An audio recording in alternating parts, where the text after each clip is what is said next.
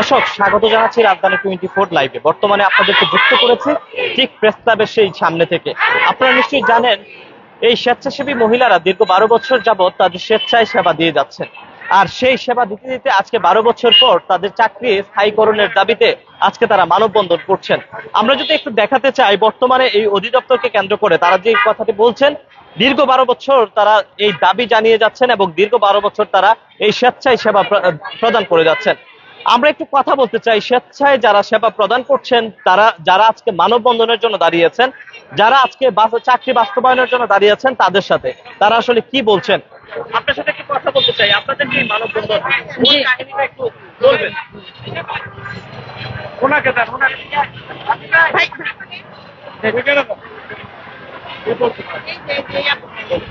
আসসালামু আলাইকুম। আমরা আজকে এখানে উপস্থিত হয়েছি বৈষম্য শিকার হয়ে। আমরা বাংলাদেশ পরিবার পরিকল্পনা ফিল্ড ডেলিভারি সার্ভিসেস প্রোগ্রামের আওতায় চাকরি করতেছি। বাংলাদেশের 82টা উপজেলা থেকে আমরা 1155 জন মহিলা স্বেচ্ছাসেবী কর্মী আছি, যারা বিগত 12 বছর ধরে এই চাকরির সাথে জড়িত। আমাদের হঠাৎ করে এই প্রকল্পটি বন্ধ করা বলা হয়েছে, কিন্তু তার কোনো লিখিত প্রমাণ দেওয়া হয়নি। তাই আমরা আজকে রাজপথে এসেছি, যাতে আমাদের ঊর্ধ্বতন কর্মকর্তা এবং অন্তর্বর্তী সরকারের যারা এখন আছেন তাদের টনক নড়ানোর জন্য। কারণ আমরা বৈষম্যহীন বাংলাদেশে আমরা বৈষম্য শিকার হতে চাই না। আজকে যদি বাংলাদেশে বৈষম্য থাকে, সেই বৈষম্য কেন থাকবে? যেসব শহীদ ভাইয়েরা আমাদের জন্য রক্ত দিয়ে দেশে বৈষম্যহীন ত্যাগ করছে, আর সেই বৈষম্যের শিকার আমরা হতে চাই না। আমরা আমাদের দাবি নিয়ে এসেছি। আমাদের এক দফা এক দাবি, আমাদের চাকরিটা সরকারিকরণ করতে হবে। আমরা কোনো প্রকল্প চাই না, আমরা প্রকল্পের হাত থেকে মুক্তি চাই। কারণ একজন সরকারি FWA যেই পদে চাকরি করে, আমরা সেই শূন্য পদে নিয়োগ হয়েছি। আমরা তাদের সাথে একই কাজ করে থাকি। তারা যেই কাজটা দেয়, আমাদের কাজ হচ্ছে প্রত্যন্ত এলাকায় এবং সমগ্র এলাকায় মহিলাদের জন্মবিরোধী বিভিন্ন রকম পদ্ধতি দিয়ে থাকি। মাতৃসেবা, শিশু সেবা, কিশোর কিশোরের সেবা। আমাদের জীবনে যে আমরা কত কষ্ট করে কাজ করি ফিল্ড পর্যায়ে, এটার খবর কেউ রাখে না। আমরা চাই আমাদের বেতন দেওয়া হোক। আমরা কোনো ভাতার ভুক্তভোগী হতে চাই না। আমাদেরকে টিফিন ভাতা আর যাতায়াত ভাড়া দেওয়া হয়, আমরা চাই না। আমরা চাই সরকারি ডিপার্টমেন্টে আমরা কাজ করি, আমাদের কোনো প্রকল্প থাকবে না। আমরা FWA এর যে শূন্য পদগুলো আমরা নিয়োজিত আছি, সেই নিয়োজিত পদে 1155 জন যেন বহাল থাকি। তাই আমাদের অন্তর্বর্তী সরকারের কাছে আমাদের আবেদন, আমাদের 1155 জনকে আমরা যেন রাজস্ব খাতে নিয়ে যাওয়া হয়। আপনারা দীর্ঘদিন যাবত এই 12 বছর যাবত আপনারা সার্ভিস দিয়ে যাচ্ছেন, এই 12 বছরের ভিতরে কখনো কি স্থায়ীকরণের জন্য আপনারা দাবি জানিয়েছেন কিনা? আমরা আমাদের ঊর্ধ্বতন কর্মকর্তারা যখন আমাদের বিভিন্ন মিটিং এ যেত, আমরা ওনাদের কাছে বলতাম যে স্যার, আমরা তো এভাবে প্রকল্পের আওতায় আছি, স্যার আমাদেরকে আপনি সরকারি করে নেন। কারণ আমরা এখন অভিজ্ঞ হয়ে গেছি।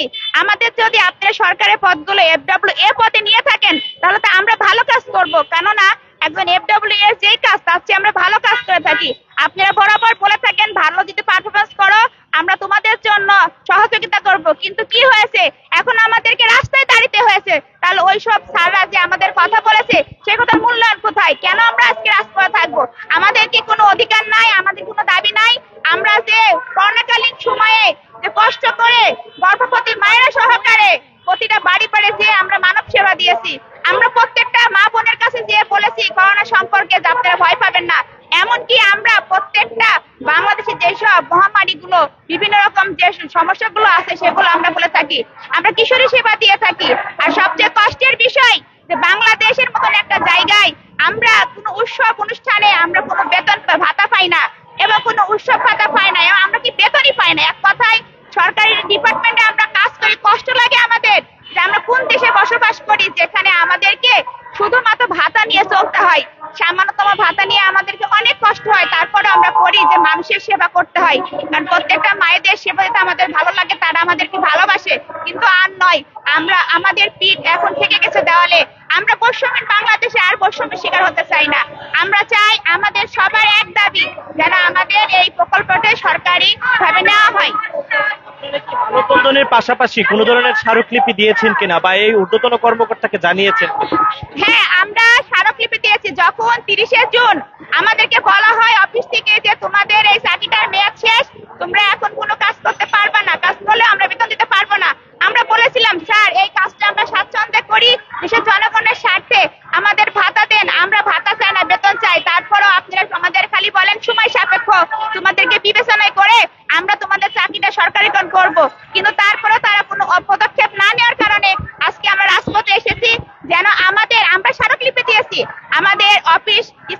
উপজেলা অফিস, আমরা ডিসি বরাবর, আমাদের ডিডি স্যার বরাবর, বিভাগীয় পর্যায়ে, এমনকি আমরা অধিদপ্তরে স্মারকলিপি দিয়েছি।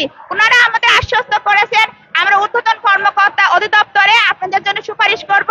আপনারা ভালো কাজ করছেন, আপনাদের প্রতি আমরা সন্তুষ্ট, কিন্তু এখন পর্যন্ত আমরা কোনো সাড়া পাই নাই। আজকে সাড়া না পাওয়ার কারণে আমরা আজকে রাজপথে এসেছি।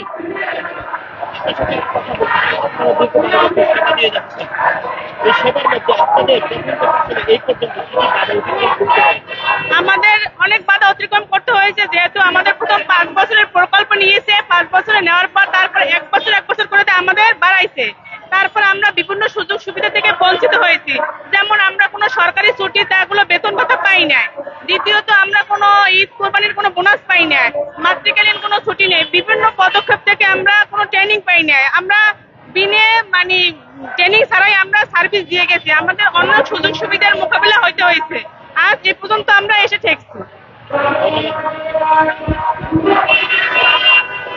দর্শক, আমরা কথা বলছিলাম এই সেবা যারা দিয়ে যাচ্ছেন সেই স্বেচ্ছাসেবীদের সাথে।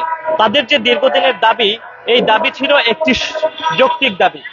দীর্ঘ 12 বছর সার্ভিস দেওয়ার পর এই অবহেলিত থাকার অবস্থায় সর্বশেষ তারা মানববন্ধনের সামনে এসে দাঁড়িয়েছে তাদের দাবি, তাদের এই চাকরি স্থায়ীকরণের দাবিতে। দর্শক, আমরা আরো কথা বলবো এই স্বেচ্ছাসেবী যারা রয়েছেন তাদের সাথে। তাদের যে এই পর্যন্ত 12 বছর সার্ভিস দিতে গিয়ে কি কি বাধা অতিক্রম করতে হয়েছে, কি পেয়েছে, কি হারিয়েছে, কি দিতে পেরেছে।